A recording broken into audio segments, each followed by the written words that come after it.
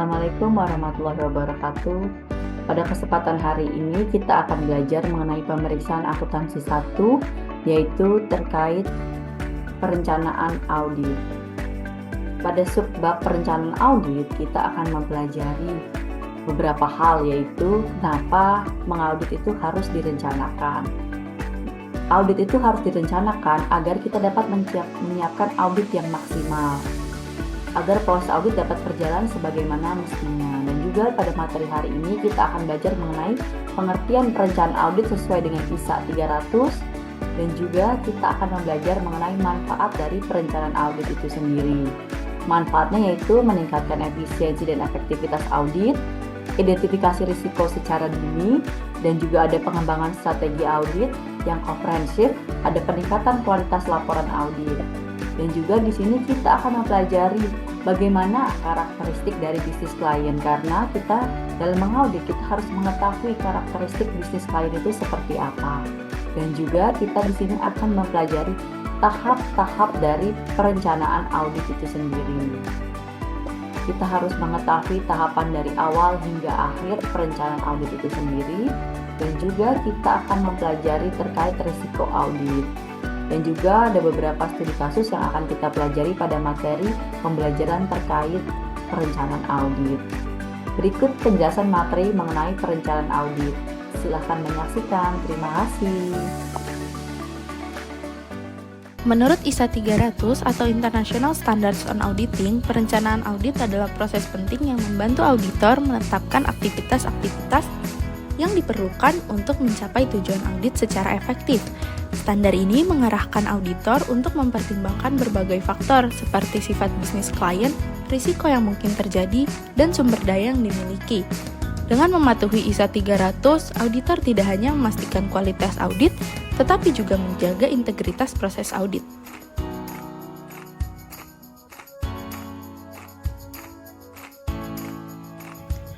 Kenapa mengaudit harus direncanakan? Audit adalah serangkaian langkah sistematis untuk memastikan bahwa laporan keuangan sebuah perusahaan akurat. Dengan perencanaan yang baik, auditor dapat memahami apakah perusahaan dalam kondisi sehat serta mematuhi regulasi yang berlaku. Melalui perencanaan ini, auditor juga dapat menentukan strategi terbaik, mengelola waktu lebih efektif, dan mengalokasikan sumber daya dengan bijak. Jadi, tanpa perencanaan, proses audit bisa jadi tidak efektif. Perencanaan audit yang baik dapat memberikan manfaat sebagai berikut. Yang pertama, dapat meningkatkan efisiensi dan efektivitas. Auditor dapat menyusun jadwal kerja yang jelas dan mengurangi risiko pengulangan pekerjaan. Yang kedua, dapat mengidentifikasi risiko dini. Adanya perencanaan audit dapat mengenali risiko salah saji material lebih awal, sehingga langkah mitigasi dapat dipersiapkan. Yang ketiga, dapat mengemban strategi audit.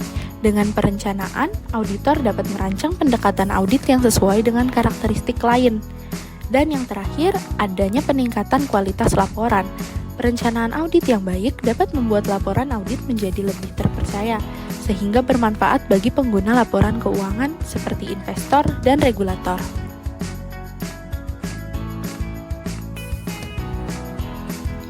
Untuk memahami konteks klien, auditor harus memahami karakteristik bisnisnya, seperti sifat bisnis, risiko yang melekat, strategi manajemen, tujuan perusahaan, dan sistem pengukuran kinerja.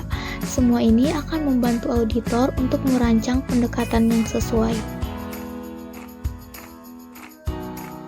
Selanjutnya, apa itu prosedur analitis? Prosedur analitis adalah alat penting dalam perencanaan audit.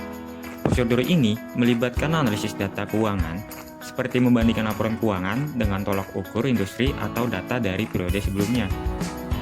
Tujuan utamanya adalah, yang pertama, mengidentifikasi pola atau anomali yang mencurigakan. Yang kedua, membantu auditor memahami kondisi bisnis klien. Yang ketiga, menentukan area yang memerlukan perhatian lebih dalam audit. Misalnya, jika rasio profitabilitas perusahaan jauh lebih rendah dibandingkan pesaing, auditor mungkin akan memfokuskan audit pada laporan laba rugi.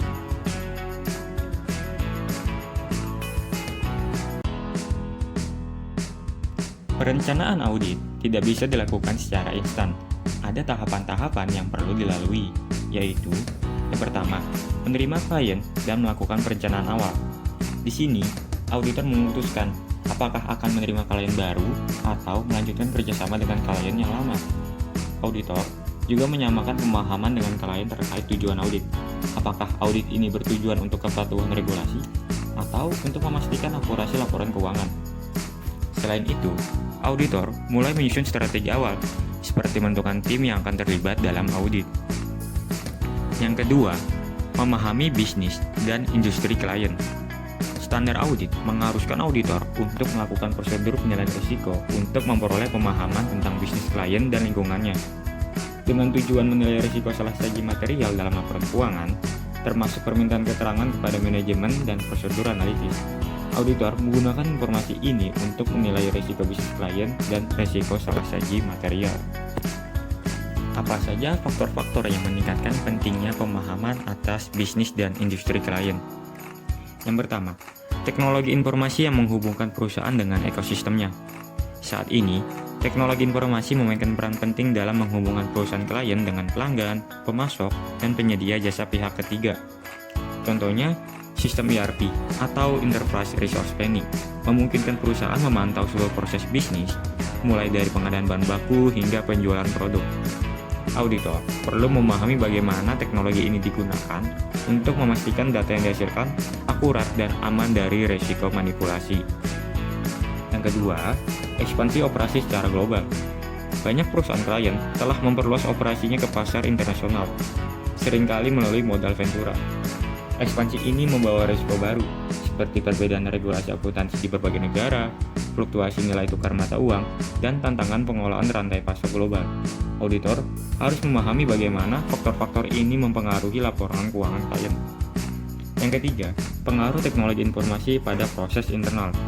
Teknologi informasi mempengaruhi proses internal perusahaan, misalnya dalam pengumpulan dan pelaporan data akuntansi. Dengan teknologi yang lebih canggih, informasi akuntansi dapat dihasilkan lebih cepat dengan kualitas yang lebih baik. Namun, ini juga membawa risiko seperti ancaman cyber atau kesalahan sistem yang dapat menyebabkan salah saji dalam laporan keuangan. Auditor perlu menilai risiko ini secara menyeluruh. Yang keempat, pentingnya sumber daya manusia dan aset tidak berwujud. Di banyak perusahaan modern, aset tidak berwujud seperti merek dagang, hak cipta, dan sumber daya manusia yang berkualitas menjadi faktor kunci keberhasilan. Namun, pengukuran dan pelaporan nilai dari aset ini sangat kompleks dan seringkali melibatkan estimasi manajemen. Auditor harus memastikan bahwa estimasi tersebut dilakukan secara wajar dan sesuai standar akuntansi. Yang kelima, investasi dalam instrumen keuangan yang kompleks. Banyak perusahaan berinvestasi dalam instrumen keuangan seperti surat utang beragunan atau sekuritas yang didukung hipotek. Instrumen ini memiliki struktur yang rumit dan penilaiannya seringkali memerlukan model keuangan yang kompleks. Auditor perlu memahami risiko yang melekat pada investasi ini dan bagaimana dampaknya terhadap laporan keuangan. Berikutnya, tahapan yang tak kalah penting adalah yang ketiga, menilai risiko bisnis klien. Auditor memeriksa strategi bisnis klien dan mengidentifikasi potensi risiko yang mungkin berdampak pada laporan keuangan. Misalnya, apakah klien memiliki ketergantungan tinggi pada pelanggan atau pemasok tertentu? Apakah ada potensi gangguan operasional yang bisa mempengaruhi pendapatan? Hal-hal seperti itu juga perlu diperhatikan untuk mengidentifikasi potensi risiko klien. Berikutnya, yang keempat, auditor melakukan prosedur analisis awal sebagai bagian dari prosedur penilaian risiko. Prosedur ini melibatkan analisis rasio keuangan, seperti rasio likuiditas atau solvabilitas. Hasil analisis ini dibandingkan dengan tolak ukur industri untuk menemukan anomali. Misalnya, jika margin laba jauh lebih rendah dari rata-rata industri, auditor dapat memeriksa apakah ada kesalahan pencatatan atau bahkan ada indikasi kecurangan. Selanjutnya yang kelima, menetapkan penilaian awal atas materialitas dan materialitas kinerja. Auditor harus menentukan ambang batas kuantitatif atau kualitatif yang digunakan untuk mengevaluasi apakah suatu informasi atau kesalahan tertentu mempengaruhi keputusan pengguna laporan keuangan. Sementara itu, materialitas kinerja adalah ambang batas yang ditetapkan di bawah materialitas keseluruhan. Ini digunakan untuk mengurangi kemungkinan bahwa akumulasi salah saji yang tidak terdeteksi akan melampaui tingkat materialitas secara keseluruhan.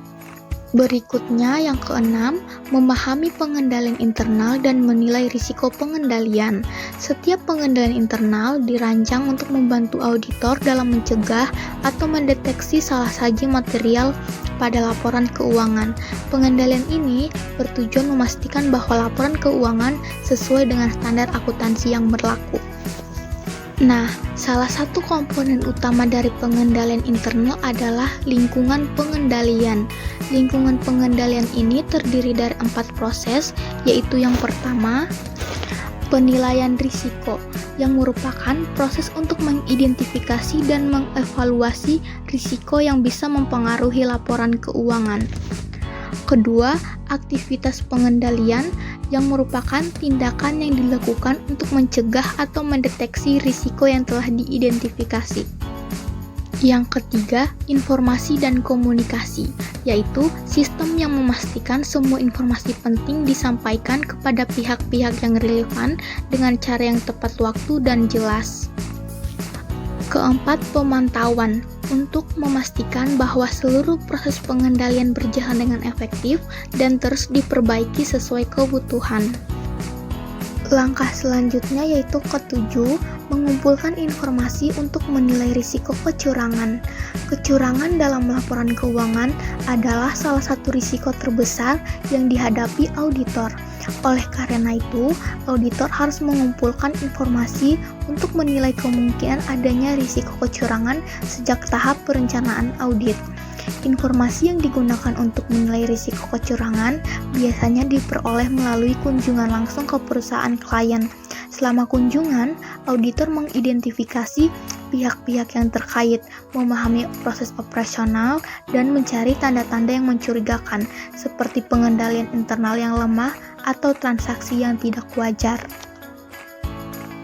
Tahap selanjutnya yang ke-8, menyusun program audit.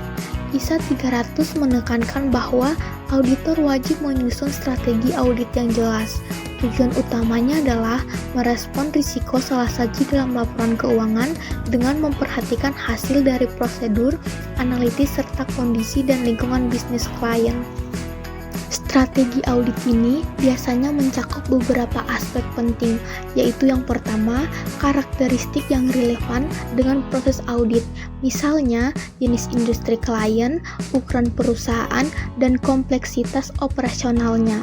Kedua, tanggal pelaporan, menentukan batas waktu untuk penyelesaian audit dan laporan akhir.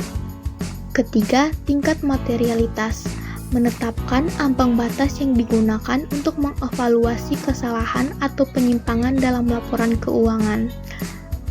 Keempat, penilaian risiko, mengidentifikasi area yang berisiko tinggi untuk fokus pemeriksaan lebih mendalam. Kelima, rencana pemanfaatan sumber daya dengan mengalokasikan staf, waktu, dan alat audit secara efisien agar audit berjalan efektif. Audit melibatkan berbagai risiko yang dikelompokkan menjadi 3 jenis utama. Yang pertama, inherent risk atau risiko bawaan. Risiko ini muncul karena sifat bisnis itu sendiri, seperti kompleksitas transaksi atau kurangnya pengendalian internal. Contohnya adalah perusahaan dengan banyak cabang di berbagai negara yang memiliki risiko lebih tinggi terhadap kesalahan pencatatan. Yang kedua adalah control risk atau risiko pengendalian. Risiko yang muncul karena kelemahan dalam sistem pengendalian internal, misalnya, perusahaan tidak memiliki kebijakan yang jelas untuk mencegah duplikasi pencatatan. Yang ketiga, detection risk atau risiko deteksi. Risiko bahwa auditor gagal mendeteksi kesalahan material karena kurangnya bukti atau kesalahan dalam pengujian. Contohnya adalah jika auditor tidak melakukan pengujian sampel yang memadai.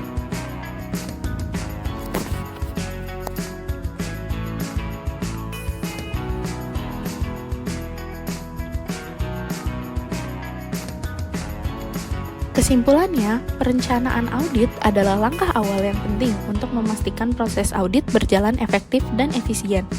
Dengan pemahaman yang mendalam tentang bisnis klien dan penerapan prosedur analitis, auditor dapat mengidentifikasi risiko lebih awal dan menghasilkan laporan yang berkualitas tinggi. Terima kasih atas waktunya dan terima kasih telah menonton video ini. Semoga bermanfaat.